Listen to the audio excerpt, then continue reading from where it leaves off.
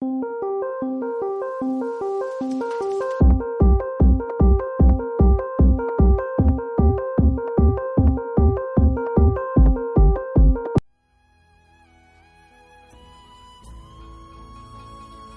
mamito pangdana masinda solai. Ibungo, imagi ibungo. Bimol matawda yung mangamdraduna. Nabairabaso kablai. Mama, se itapango. Hey Isor, karino tauriba matawas si mo. Ing nasik nilay jirama, ibungo si mo. Karigi asong tinaw ni do. Thaba mamito tap na panglai. Moy ba, ibungo di. Moy ba, ibungo di kaday do. Asi hay na kablai. Bimon kap tunay rai. Mama, se, to. Ay ko'y gilay magda. Asum na tablang madani. Katok masi. Thaba, ay maduya magamoy. Moy ba, ichakay no. Ay, ichakay na magamoy Bimon. Mama, ay isa mo nung sine. Ano mo, isure na ibungo nga ko'y kang kuy na lay minawahay ng tablam dre. Asam na lay kayo mi karahaw do na hospital satli. Sam na tadoy kap do na sila Tadoy kap la do na. Langlen! Langlen! Asi kaw do na siyang Langlen pakat na. Kaya daw lagi tadoy. Tadoy kap do na. Dapari do. Langlen pakat na. Dapari kaya daw lagi. Se, ayo tadoy. Tadoy kap do na mo hai Dapari do. Litre hai.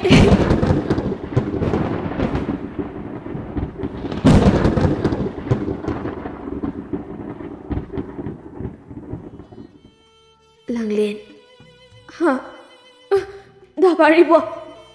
Asi hai do na phamtaki. Aduga tumina ungdo na lay. Tadoy kap do na Langlen gi masado pa do na nomi. Langlen. Langlen. Langlen wana kap do na kauzare Damcha. Asi hai raga chen gi hai na tawi. Tadoy na Langlen bu phai. Tadoy kap do na mo hai Langlen. Nang gyan among tataro kay daw bugi. Dapari do. Ay ko'y matadaw do na chat krabane. Langlen angaw biya magong kap do na. Yaro Yaro. Ay kitap siya kay daw da. Ay matadaw do na chat pa yaro tadoy. Tadoy Langlen bunong sinagunbi. Langlen. Nang nadum na tawraga. Karap na dapari kay taway na karap na nungay rong gudi. Langlen kap do na hai Ay so, dapsa ki manag na chat ka ni. Ay dapsa yaw na ni hikmaga mo Dapsa, nagyabi mabutadong na chat pa yaro Tadoy na. Langlen, ay mo naging nataw si mo. Karam na yung mga ibado. Si, dapari, kay ginadag na. Ay kita lang li butadong na chat ni badi. Asi hay do na tadoy sukapli. Somda, pari ki aroiba mathaw mangam pangthoknaba laikai ki ahal laman kaya mas dulai. Bimol ga thabagi gi mataw do ubada Bimol ga thabagi ga mataw do ubada mayam duso kaktaba mata yawramde. Thaba macha gi thawa yawdraba hausang adabu koli adu kapli. Imagi bungo, imadi mangzari dako. Imada kay penda balay banano. Nang ni imabu thadok to na chalibadi. Ima sun atung ilake. Isa yaw da nane. Ima hing mangamlo Asi hai ga likthaki. Diliba nupi mayamado chinsilak to na. Isin thado na laikat nari.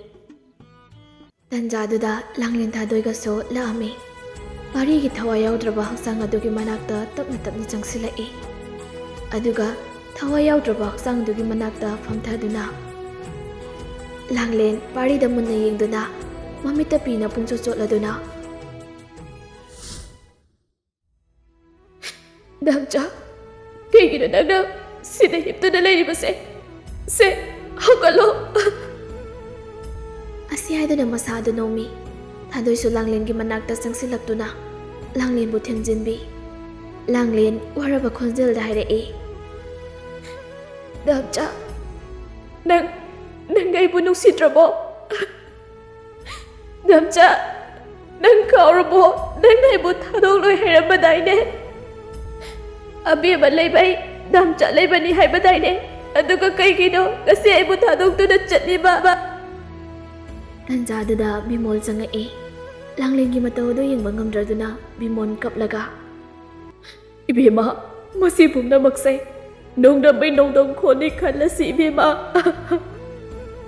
langlen kaptuna haide e nati baba damcha sei da ko batatre abuk ta ko biyo damcha nai mu saukre baba amuk ta ho do biyo bimon nong takta yengduna ipagi bungo nang bu icha langling gi mataw se yeng bagabli bro asi haidana kapli asamna asiba thangtongna ba haiduna semsari nupa mari sanglaktuna asiba adubu thangkatli adu bada langlen kana laure e kaigino noi dai gi tamcha pu gi tori badi yaroi e ai gi tamcha pu bu yaroi e asi haidana nupa sing adu gi makhong adu konduna kapli thadoi langling gi makutto chingthokli mari gi asiba haksang adu so pukri adu ubada langlen kana laure e damcha langlen kaptuna haire e ai gi damcha pukre adoi ai gi damcha pukre asi haidana ngaubi amagom laurami thadoi langlen buchene konduna kaplami se to oba langlen ngasi ni ta pari na koi me apu thadok tu na chatkrabane se kapano ba langlen sauna nang nai do kai do ai gi damcha da ma ge be bu thadok laga kai dong nung da chalo ye asi haira kapla e thadoi langlen gi mataw do yeng bangamdraduna nongdon thakta yengkatuna haira e da bari nang bu ai gi ta gi mataw se yeng bagamli bro ibu kari tahu hai bado ai yeng bangamdre langlen pu awatuna chen ge haina tawrami meham sangduna langlen bu parami langlen kaptuna ai bu phaga do ai damcha da kauri ai damcha ge badak tak chatki ai damcha da gai de meham sangduna langlen bu pari langlen kaptuna kigina noi dai pari se ta do na koi na igi damcha ga kai na da basili base kai gido thado se asi haidana mu e thadoi kaptuna laure e langle da pari sikraba langlen sauna thadoi gi makazai da khupang tharami langlen kaptuna haire e kai gido noi da ai gi damcha bu chian ning di base na koi igi yekna ba tu ubra ada damcha da ibu kaure yengo tu aisu magi matung indoi ne tu ada la etu damcha se asi hairaga chenki aduga kana damcha haina lauki langlen damcha kauduna hogala e mamai du humanga na pi kangi langlen wakhalda karino aigi mangdubo he isor aigi damcha bu aseng am yahon biganu ko langlen magi kada ungduna leirami tanjada da abe changa e je kedorage langlen tapna si tawti abe singna kedorage haiba je langlen mangda thokiba thawdok sing ado amata sithadana tamlami wari lina pamitai pisu tar e abe masegi matawodu da nungaitana as adugibu je se makumangni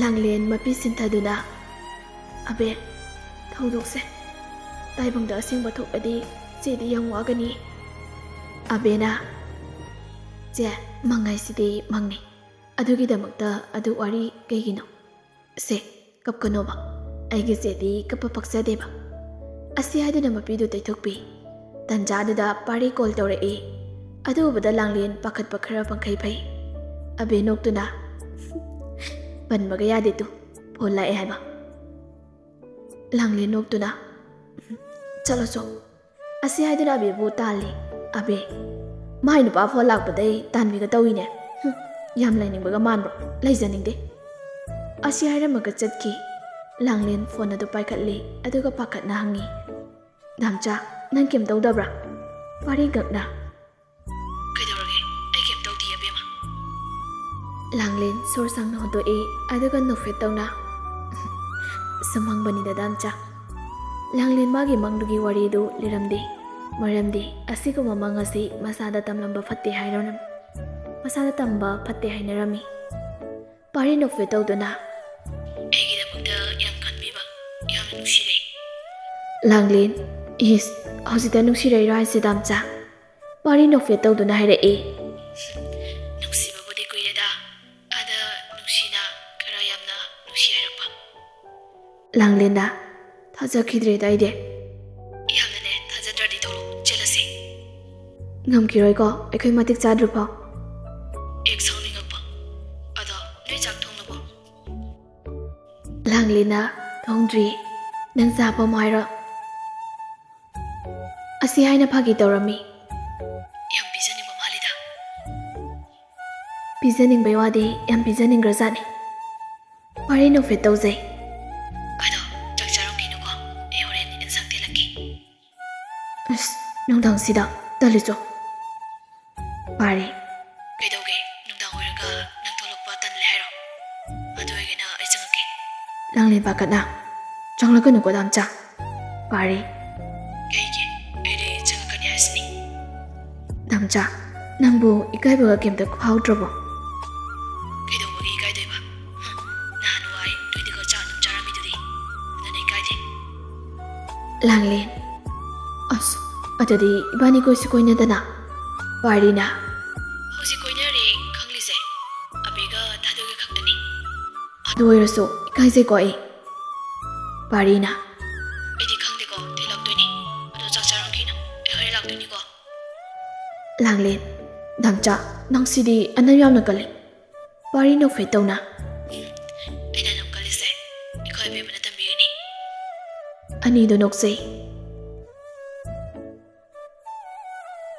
ꯁꯣꯝꯗ ꯂꯦꯝꯕꯗꯣ phone ꯃꯦꯠꯇꯨꯅ ꯂꯩꯔꯝꯃꯤ ꯇꯥꯟꯖꯥꯗꯨꯗ ꯃꯦꯝꯆꯥ ꯆꯪꯉꯛꯏ ꯃꯦꯝꯆꯥ ꯃꯆꯥꯒꯤ ꯃꯇꯧꯗꯨ ꯎꯕꯗ ꯏꯕꯨꯡꯉꯣ ꯅꯪꯕꯨ ꯅꯃꯤꯠꯀꯗꯣ ꯁꯣꯛꯄ ꯇꯥꯔꯤꯅꯤ ꯐꯣꯟꯗꯨ ꯁꯨꯝ ꯌꯦꯡꯂꯒ ꯂꯩꯔꯤꯗꯨꯕꯣ ꯂꯦꯝꯕ ꯐꯣꯟꯗ ꯌꯦꯡꯗꯨꯅ ꯏꯃꯥ ꯑꯩ ꯐꯣꯟ ꯃꯦꯠꯂꯤꯁꯦ ꯂꯥꯏꯔꯤꯛ ꯄꯥꯔꯤꯅꯤ ꯃꯦꯝꯆꯥ ꯑꯣ ꯐꯣꯟꯗ ꯒꯦꯝ ꯁꯥꯟꯅꯔꯒ ꯂꯥꯏꯔꯤꯛ ꯄꯥꯔꯤꯅꯦꯕ ꯂꯦꯝꯕ ꯒꯦꯝ ꯁꯥꯟꯅꯕꯁꯤꯁꯨ ꯂꯧꯁꯤꯡꯅꯤ ꯀꯩꯅꯣ ꯃꯦꯝꯆꯥ ꯁꯥꯎꯔꯞꯅ ꯑꯗꯨꯗꯤ ꯅꯣꯏ ꯅꯄꯥꯅ ꯍꯥꯏꯕ꯭ꯔꯥ ꯂꯦꯝꯕ ꯑꯩꯈꯣꯏ ꯏꯄꯥꯗꯣ ꯏꯃꯥꯒꯤꯗꯤ ꯅꯨꯄꯥ ꯅꯠꯇ꯭ꯔꯣ ꯃꯦꯝꯆꯥ ꯃꯁꯤꯒꯤ ꯑꯉꯥꯡꯁꯤ ꯌꯦꯡꯉꯨꯅꯤ ꯋꯥ ꯌꯥꯝ ꯉꯥꯡꯅꯤꯡꯉꯤꯅ ꯑꯁꯤ ꯍꯥꯏꯗꯅ ꯃꯅꯥꯗꯨ ꯂꯩ ꯂꯦꯝꯕ ꯁꯨꯛꯇꯣꯛꯇꯨꯅ ꯍꯣꯏ ꯏꯃꯥ ꯅꯥꯌꯦ ꯊꯥꯗꯣꯛꯑꯣ ꯃꯦꯝꯆꯥ ꯃꯆꯥꯒꯤ ꯃꯅꯥꯗꯣ ꯊꯥꯗꯣꯛꯏ ꯑꯍꯟꯗ ꯃꯆꯣꯛ ꯃꯄꯥꯟ ꯅꯥꯏꯗꯕ ꯁꯥꯔꯗꯅ ꯂꯦꯝꯕ ꯏꯃꯥꯅ ꯍꯥꯟꯅ ꯍꯧꯔꯛꯏ ꯅꯠꯇ꯭ꯔꯣ ꯃꯦꯝꯆꯥ ꯑꯃꯨꯛ ꯅꯅꯥꯗ ꯂꯩꯌꯨꯔꯣ ꯂꯦꯝꯕ ꯇꯧꯔꯛꯀꯅꯨꯀꯣ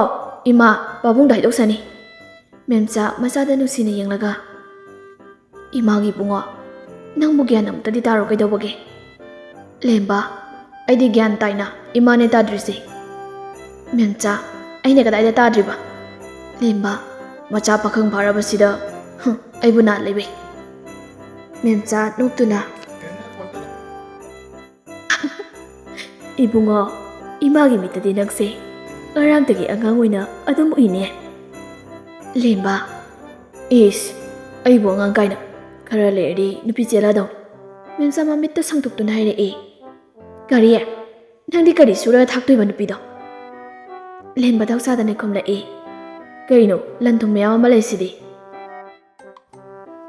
ꯃꯥꯒꯤ ꯀꯣꯛꯁꯤ ꯌꯥꯔꯣꯏꯅꯤ ꯃꯇꯤꯛ ꯆꯥꯕ ꯃꯤ ꯑꯃ ꯑꯣꯏꯈꯤꯒꯦꯗꯤ ꯈꯟꯗꯦꯕ ꯂꯦꯝꯕ ꯈꯪꯗꯦ ꯅꯨꯄꯤ ꯊꯤꯔꯗꯣꯏꯅꯤ ꯍꯥꯏꯁꯤꯅꯦ ꯃꯦꯝꯆꯥ ꯅꯪꯉꯣꯟꯗ ꯂꯩꯕ ꯅꯨꯄꯤꯗꯨꯗꯤꯅꯦ ꯃꯔꯥꯏꯕꯛ ꯌꯥꯝꯅ ꯊꯤꯔꯕ ꯅꯨꯄꯤꯅꯤ ꯂꯦꯝꯕ ꯏꯃꯥ ꯀꯩꯅꯣ ꯅꯪꯅ ꯑꯩꯕꯨ ꯑꯁꯨꯛ ꯌꯥꯝꯅ ꯁꯤꯙꯔꯤꯁꯤꯕꯣ ꯃꯦꯝꯆꯥ ꯍꯣꯏ ꯏꯆꯥꯅꯤ ꯅꯨꯡꯁꯤꯗꯅ ꯍꯥꯏꯅꯤ